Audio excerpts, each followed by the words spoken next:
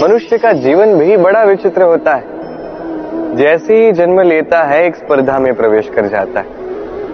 मनुष्य जन्म लेता है और स्पर्धा आरंभ होती है भाई और बहनों में सर्वश्रेष्ठ बनने की, सबसे आगे रहने की। फिर वो गुरुकुल में जाता है।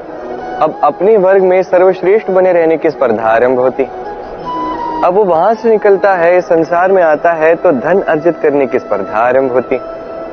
चाहे रण हो या कला हो, ये स्पर्धा हमारा पीछा कभी नहीं छोड़ती। अब यदि स्पर्धा करनी ही है तो सबकी सहायता करने की स्पर्धा हम क्यों ना करें। एक ऐसी स्पर्धा जिसमें कोई भी जीते कोई भी हारे, लाभ सबका ही होगा। तो सब में ऐसे ही प्रेम बांटते रहिए, ऐसे ही आनंद बांटते रहिए और मेरे साथ प्रेम से कहिए राधे राधे। मनुष्य का ये जीवन, मनुष्य जन्म लेता है, एक समय आने के पश्चात इस संसार से चला भी जाता है। अब केवल इतना आवश्यक नहीं कि इस जीवन काल को आप जिए, केवल इतना आवश्यक नहीं है।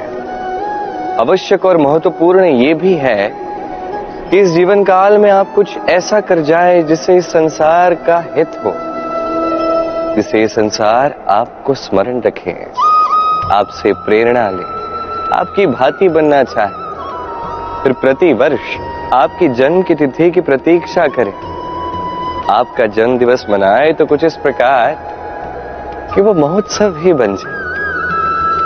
अब ये जन्म दिवस महोत्सव ऐसे ही तो नहीं बनता। तब नहीं बनता जब कोई व्यक्ति एक राजा के रूप में या एक ग्वाली के रूप में जन्म लेता है। तब बनता है जब एक मनुष्य जन्म लेने के पश्चात इस संसार को पाठ सिखा जाता है।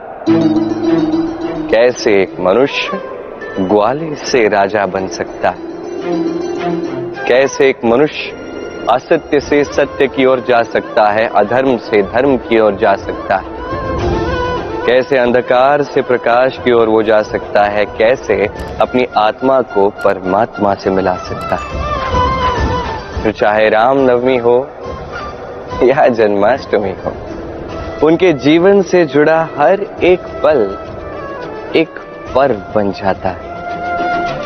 तो आप भी इसी प्रकार अपना ये जीवन जीते रहें, इस संसार में केवल प्रेम बांटते रहें। कुछ इस प्रकार प्रेम बांटे कि आपके संसार से चले जाने के पश्चात भी आप इस संसार में केवल प्रेम ही बांटते रहें। यदि आप ऐसा करते हैं, इस संसार को प्रेरणा देते हैं, तो आपका जीवन भी राधा कृष्ण के प्रेम की भांति अलौकिक और दिव्य बनेगा। आइए और मेरे साथ प्रेम से कहिए राधे राधे। कभी कभी सत्य जानने से कहीं अधिक आवश्यक सत्य को ना जानना ही होता है, क्योंकि सत्य का प्रकाश इतना तीव्र होता है कि जब ये हमारे नेत्रों पे आता है तो एक दूसरे का मुख देख के जीवन व्यतीत करने वाले लोग भी एक दूसरे से मुख फेर कर जीवन जीना सीख ही लेते हैं।